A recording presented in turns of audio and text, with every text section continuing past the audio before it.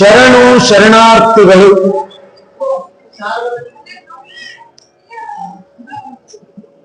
ಮಹಾಜ್ಞಾನಿ ಕಡ್ಕೋಳ ಮಡಿವಾಳಪ್ಪನವರು ಅನೇಕ ಶಿಷ್ಯರನ್ನ ತಯಾರು ಮಾಡಿದ್ದಾರೆ. ಅಂತವರಲ್ಲಿ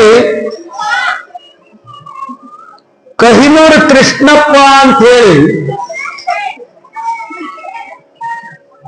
ಒಂದು ತತ್ವ ಪದವನ್ನು ಬರೀತಾನೆ. ಏನಂತ ಕೇಳಿದ್ರೆ, ಬಸವನಿಲ್ಲದ ಮಗ ಹಡದವ್ವ, ಇದಕ್ಕೆ ಹೆಸರೇನಿಡಬೇಕ ಹಡದವ್ವ.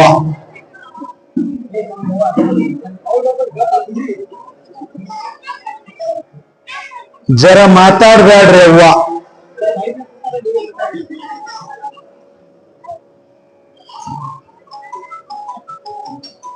ಮಡಿವಾಳಪ್ಪನವರು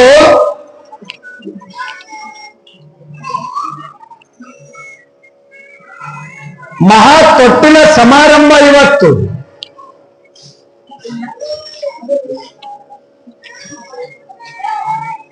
ಅವರ ಶಿಷ್ಯನಾಗಿರ್ತಕ್ಕಂಥ ಕಹಿನೂರು ಕೃಷ್ಣಪ್ಪ ಬರೀತಾನೆ ಏನಂತ, ಬಸೂರಿಲ್ಲದೆ ಮಗ ಹಡದವ್ವ, ಇದಕ್ಕೆ ಹೆಸರೇನಿಡಬೇಕ ಹಡದವ್ವ. ಬಸೂರಿದ್ದುವೆ ಎಸೋ ಫೇಲ್ ಆತವ, ಬಸೂರಿಲ್ಲದೆ ಮಗ ಹಡ್ಲಿಕ್ಕೆ ಹೆಂಗ್ ಬರ್ತದೆ?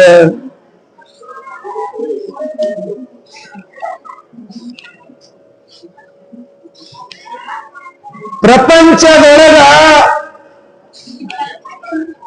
ಗಂಡ ಹೆಂಡತಿ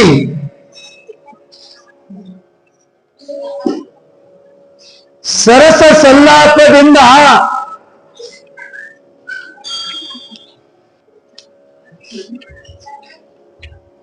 ಮಕ್ಕಳಾಗ್ತವೆ. 9 ತಿಂಗಳ ಹೊಟ್ಟೆಗಿಟ್ಟುಕೊಂಡು ಜನ್ಮ ಕೊಡ್ತಾಳೆ.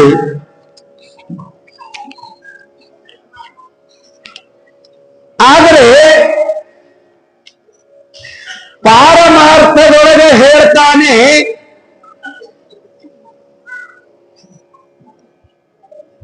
ಬಸೂರಿಲ್ಲದೆ ಮಗ ಹಡದವ್ವ. ಹಡದವ್ಗೆ ಕೇಳ್ತಾನೆ, ಇದಕ್ಕೆ ಏನ್ ಹೆಸರಿಡಬೇಕು ಹೇಳವ್ವ. ಹೆಂಗ್ ಇಡಕ್ ಬರ್ತದ್ರಿ? ಮತ್ ಬರ್ಲಾರ್ದೆ ಹೇಳದ್ ಹೆಂಗ?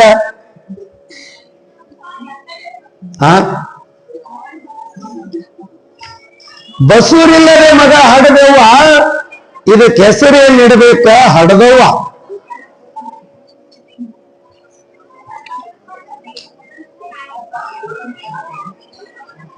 ಗದ್ಲ ಮಾಡ್ಬೇಡ್ರಿ, ಸ್ವಲ್ಪ ಕೂಡ್ರಿ.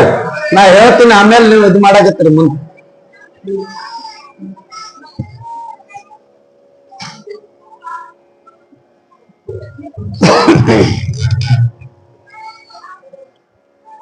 ಬಸೂರಿಲ್ಲದೆ ಮಗ ಹಡದವ್ವ, ಇದಕ್ಕೆ ಹೆಸರೇನಿಡಬೇಕ ಹಡದವ್ವ.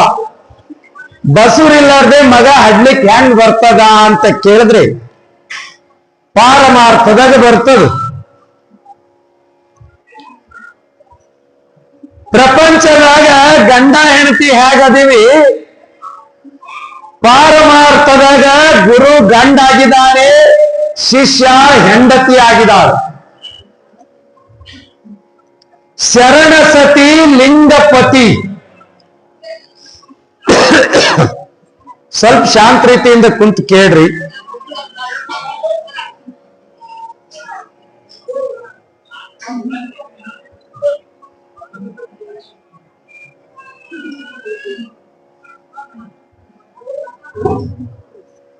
ಮಗ ಹಡದಿದೇವ, ಇದಕ್ಕೆ ಏನ್ ಹೆಸರು ಇಡಬೇಕು? ಇವ ಅಂತಿಂತ ಮಗ ಅಲ್ಲ, ಹಸರಂತ ಹಸ ಹುಸಿ ನುಡಿದೆವ್ವ, ಹಸಿ ಕೆಸರಿಗೆ ಬೆಂಕಿ ಹಚ್ಚಿ ನಡೆದೆವ್ವ. ಹಿಂಗಂದ್ರೆ ಏನ್ರಿ? ಆ ಮಗ ಸಾಮಾನ್ಯ ಮಗ ಅಲ್ಲಂತ, ಶಾಸ್ತ್ರ ಶಸ್ತ್ರ ಮುರಿದು ಮೂಲಿಗೊತ್ಯಾನ. ಏನ್ ಬಸೂರಿಲ್ಲಾರ್ದೆ ಮಗ ಹಡದಾಳ, ಆ ಮಗ ಎಂತವನ ಅಂದ್ರ ಶಾಸ್ತ್ರ ಶಸ್ತ್ರ ಮುರಿದು ಮೂಲಿಗೊತ್ತಾನಂತೆ 6 ಲೋಕಕ್ಕ ಮೀರಿ ನಿಂತಾನಂತೆ. ಮಡಿವಾಳವ್ರೆ ಬರ್ರಿ.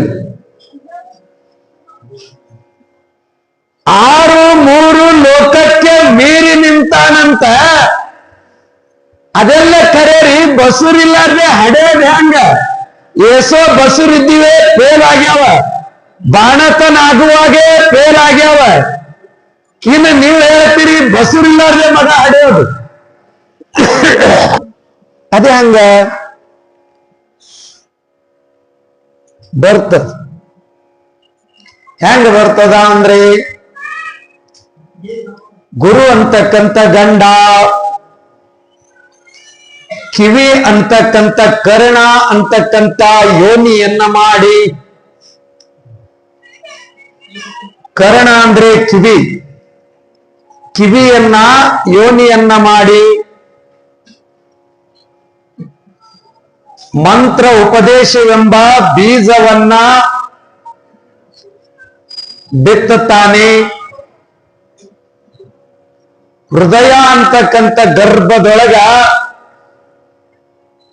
ಮೂಡುತ್ತದೆ ಶಿಷ್ಯನಿಗೆ.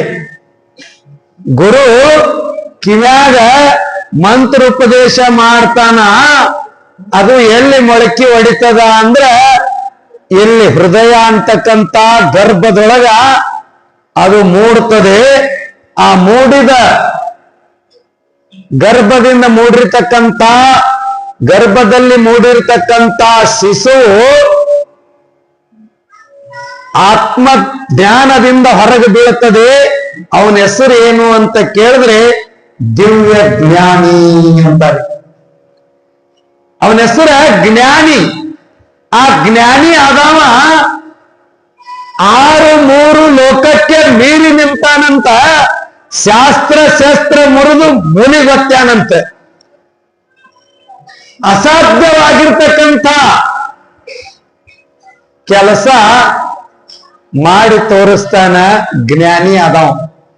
ಅದಕ್ಕೆ ಹೇಳಿದ್ರೆ ಅವರು ಬಸುರಿಲ್ಲದೆ ಮಗ ಹಡದವ, ಇದಕ್ಕೆ ಹೆಸರೇನ್ ಇಡಬೇಕ ಹಡದವ. ಗುರು ಗಂಡ ಇದ್ದಾನೆ. ನೀವು ಅನ್ಬಹುದು, ಅಲ್ರಿ ನಮ್ಮ ಗಂಡ ಹೆಂಡತಿ ಆಗ್ಬೇಕಾದ್ರೆ ನಾವು ಎಷ್ಟೋ ರೊಕ್ಕ ಖರ್ಚು ಮಾಡಿ ಮದ್ವಿ ಮಾಡ್ಕೊಂತೀವಿ. ಶಿವಕುಮಾರ್ ಅಪ್ಪಂಗಳವರು ಹೇಳ್ತಾರೆ, ಇವತ್ತು ನಮ್ಮ ಸರ್ ಬಂದಿದ್ದಾರೆ, ವಸಂತರಾವ್ ಸರ್ ಅಲ್ರಿ, ಹನುಮಂತರಾವ್ ಸರ್ ಅವರು ಬಂದಿದ್ದಾರೆ. ಶಿವಕುಮಾರ್ ಅಪ್ಪ ಅವರಿಗೆ ಮೊನ್ನೆ ತಾನೇ ಹೇಳಿದೆ ನಾನು, ಭೂಮಿಯನ್ನ ದಾನವಾಗಿ ಈ ಗುಡಿಗೂ ಕೂಡ ಭೂಮಿಯನ್ನ ದಾನವಾಗಿ ಮಾಡಿಕೊಟ್ಟಿರ್ತಕ್ಕಂಥ ಹನುಮಂತರಾವ್ ದಾನಿಗಳು. ಜೋರಾದ ಚಪ್ಪಾಳೆ ತಟ್ಟೋಣ. ಶಿವಕುಮಾರ್ ಅಪ್ಪ ಅವ್ರು ಹೇಳ್ತಾರೆ ಏನಂತ ಕೇಳಿದ್ರ ಬಹಳ ಚಂದ ಹೇಳ್ತಾರ ಅವ್ರು.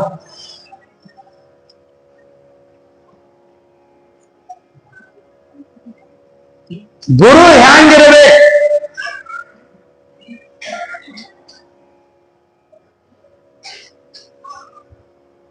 ಅಕ್ಕಿ ನನ್ನ ಹೆಂಡತಿ, ಇವ ನನ್ನ ಗಂಡ ಅನ್ಲಿಕ್ಕೆ ಎಷ್ಟು ರೊಕ್ಕ ಖರ್ಚು ಮಾಡ್ತೀರಪ್ಪ? ಅಪ್ಪವ್ರು ಹೇಳ್ತಾರೆ, ಬೀದರ್ ಅಪ್ಪವ್ರು, ಸಾವಿರಾರು ಲಕ್ಷ ರೂಪಾಯಿ ಖರ್ಚು ಮಾಡ್ತೀರಿ. ಈ ಕಲ್ಯಾಣ ಮಂಟಪಕ್ಕೆ 1.5 ಲಕ್ಷ ಆಗ್ಯಾವ.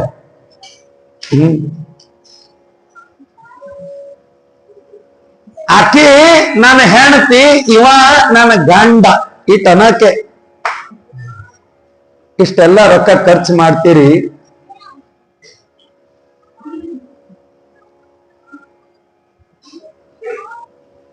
ನಿಮ್ಮ ಮನಿ ಗುರುಗಳ ಹೆಸರು ಗೊತ್ತಿಲ್ಲ, ಮನಿ ದೇವರ ಹೆಸರು ಗೊತ್ತಿಲ್ಲ ಬಹಳ ಜನಕ್ಕೆ.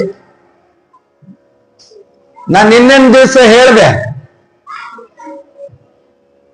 ಈ ಶಿಖರ ಆಗಬೇಕಾದರೆ ನಮ್ಮ ಚಿನ್ಮಯಗಿರಿಯ ಅಪ್ಪಂಗಳವರು ಅವ್ರ ಮಾರ್ಗದರ್ಶನದಲ್ಲಿ ಅವ್ರು ಯಾರ್ಯಾರಿಗೆ ಕರ್ಕೊಂಡು ಬಂದು ಹಚ್ಚಾರ, ಕಲಾಕೃತಿಯನ್ನ ಮೂರ್ತಿ ಸ್ಥಾಪನೆ ಮಾಡ್ಬೇಕಾದ್ರೂ ಕೂಡ ಗುರುಗಳಿಂದೆ ಅಂತ ಹೇಳಿದ್ರು. ಒಳ್ಳೆ ಮಾರ್ಗದರ್ಶನ ಮಾಡಬೇಕು, ಯೋಗಕ್ಷೇಮ ಕೇಳಬೇಕು, ಭಕ್ತರಿಗೆ ಅಂತಃಕರಣದಿಂದ ಹರಿಸಬೇಕು, ಅವನಿಗೆ ಗುರು ಅಂತಾರ. ಈಗ ಕೆಲವು ಗುರುಗಳು ಏನಾಗ್ಯಾವಂದ್ರ ಇರೇ ಎತ್ತು ನೋಡ್ದಂಗ್ ನೋಡ್ತಾವ್, ಗುರ್ರ ಅಂತಾವ್. ಗುರುಗಳಲ್ಲ, ಗುರ್ಗುರ್ ಅನ್ನವ್. ಹೆಸರು ಹೇಳಂಗಿಲ್ಲ ನಾನು, ಏನ್ ಅರ್ಚು?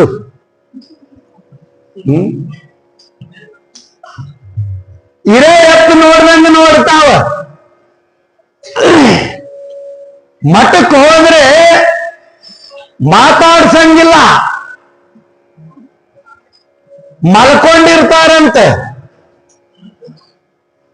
ನಾ ಪೂಜಾ ಕುಂತಿದ್ದು ಕೇಳಿವಿ, ಕಾಯಕದಲ್ಲಿ ಇರೋರಿಗೆ ಕೇಳಿವಿ, ಗುರುಗಳು ಮಲ್ಕಂಡಾರ್ರಿ ಅಂತಂದ್ರ ಭಗವಂತನ ಸ್ವರೂಪಿ ಅಂತ ನಾವು ಹೋಗಿರ್ತೀವಿ. ಭಗವಂತ ಎಂದರೆ ಮನ್ಕೋತಾನೇನ್ರಿ? ಲೋಕ ಕಲ್ಯಾಣಕ್ಕಾಗಿ ಹುಟ್ಟಿರ್ತಕ್ಕಂಥವ್ರು ಮಲ್ಕೊಳ್ಳಂಗಿಲ್ಲ. ಸಮಾಜಕ್ಕಾಗಿ ತಮ್ಮನ್ನೇ ತಾವು ತೊಡಗಿಸಿಕೊಂಡವರು ಕರ್ಪೂರದಂತೆ ದೇಹವನ್ನ ಕರಗಿಸ್ತಾರೆ. ಅಂತಹ ಪೂಜ್ಯರಲ್ಲಿ ಇವತ್ತು ನಮಗ ಸರಳ, ಬಹಳ ವಿರಳ, ಯಾವಾಗ ಬೇಕವಾಗ ಬರ್ತಾರ ನೋಡ್ರಿ. ಮೊನ್ನೆ ಬಂದು ಹೋಗ್ಯಾರ. ಅಷ್ಟು ಬಿಡುವಿಲ್ಲದ ಕಾರ್ಯಕ್ರಮದ ಮಧ್ಯೆ ಪಟ್ಟಣಕ್ಕೆ ಬರ್ತಾರ ಅಂದ್ರೆ ನೀವು ಎಷ್ಟು ಭಕ್ತಿ ಮಾಡಿಸಬೇಕು. ಎಷ್ಟೋ ಮಂದಿಗೆ ಡೇಟ್ ಕೊಡಂಗಿಲ್ಲ ಅವರು. ಬಹಳಷ್ಟು ಶಿಷ್ಯರದಾರ ಅವರು, ಬಹಳ ಊರುಗಳದಾವ. ಕೆಲವೊಂದು ಊರುಗಳಿಗೆ ಅವ್ರು ಬಿಡಂಗಿಲ್ಲ. ಇಲ್ಲ ಅಷ್ಟಿಗೆ ಅಂತ ಬರ್ತದ, ಜಂಬಿಗಿ ಅಂತ ಬರ್ತದ. ಈ ಭಾಗದಾಗ ಈ ಪಟ್ಟಿ ಏನದಲ್ಲ, ಈ ಭಾಗದಾಗ ಸಣ್ಣ ಕೂಸ್ ಕರೆಯಲೆಕ್ಕ ಹೋಗ್ತಾರ ಪರಮ ಪೂಜ್ಯ ಅಪ್ಪಾಜಿ ಅವರು. ಅದಕ್ಕೆ ಗುರು ಅನ್ಬೇಕು, ಗುರುವಿನ ಮಾಡ್ಕೋಬೇಕು. ಸುಮ್ಮನೆ ಗುರುಗಳು ಅಂತ ಹೇಳಿ ಬಹಳ ಮಂದಿ ಬರ್ತಾರೆ. ನಮ್ಮ ಯೋಗಕ್ಷೇಮ, ನಮ್ಮ ಕಲ್ಯಾಣ, ನಮ್ಮ ಜನ್ಮ ಸಾರ್ಥಕ ಮಾಡೋರಿಗೆ ಗುರು ಅಂತಾರೆ. ನಮ್ಮ ಮಾನವ ಜನ್ಮ ಕಲ್ಯಾಣ ಮಾಡ್ಬೇಕು. ಸುಮ್ನೆ ಏನಕ್ಕರೆ ಏನು ಹೇಳಿ ಹೋಗೋದಲ್ಲ, ಶಾಶ್ವತವಾಗಿರ್ತಕ್ಕಂಥ ಸುಖ ಕೊಡೋರಿಗೆ ಗುರು ಅಂತಾರೆ. ಅಂತವರಲ್ಲಿ ಚಿನ್ಮಯ ಗುರಿಯ ಪರಮ ಪೂಜ್ಯರು ಬಂದಿದ್ದಾರೆ. ಆಧ್ಯಾತ್ಮಿಕದಲ್ಲಿ ಗುರು ಬಹಳ ಶ್ರೇಷ್ಠ, ಪ್ರಪಂಚದಲ್ಲಿ ತಾಯಿ ಬಹಳ ಶ್ರೇಷ್ಠ ಅಂತ ನಿನ್ನೆ ದಿವಸ ನಾ ಹೇಳಿದ್ದೇನೆ. ಅದಕ್ಕೆ ಗುರುವಿನ ಉಪದೇಶ ಯಾರು ತಗೊಂಡಿರಿ, ಆ ಉಪದೇಶದ ಮಂತ್ರವನ್ನ ಕೆಲಸ ಮಾಡ್ತದೆ. ಅದರ ಮೇಲೆ ಶ್ರದ್ಧಾ ಇಡ್ರಿ, ವಿಶ್ವಾಸ ಇಡ್ರಿ, ನಂಬಿಕೆ ಇಡ್ರಿ. ದಿನನಿತ್ಯ ಅದರ ತಪಸ್ಸು ಮಾಡಬೇಕು. ಗುರು ಕೊಟ್ಟ ಮಂತ್ರವನ್ನ ಸದಾವಕಾಲ ಪೂಜೆ ಮಾಡಬೇಕು, ಸದಾವಕಾಲ ಸ್ಮರಣೆ ಮಾಡಬೇಕು. ಅಂತಹ ಇವತ್ತಿನ ವಿಷಯ ಬಸೂರಿಲ್ಲದೆ ಮಗ ಹಡದವ್ವ, ಇದಕ್ಕೆ ಹೆಸರೇನಿಡಬೇಕ? ಹಡದವ್ವ ಅಂತೇಳಿ ಕೈಲೂರು ಕೃಷ್ಣಪ್ಪ ಬರೆದ. ಆದ್ರೆ ಗಂಗಮ್ಮ ತಾಯಿ ಒಂದು ಹಾಡು ಬರೀತಾಳ, ಮಗನೊಂದು ಹಡದೇನಲ್ಲ, ಮದವಿ ಗಂಡ ಮನೆಯಾಗಿಲ್ಲ. ಗಂಡ ಇಲ್ಲಾರ್ದೆ ಮಗ ಹಡದಾಳಂತ. ಅದು ಎಂತ ಮಗ ಹಡದಾಳ ಅನ್ನೋದನ್ನ ನಾ ಮುಂದೆ ಹೇಳ್ತೀನಿ.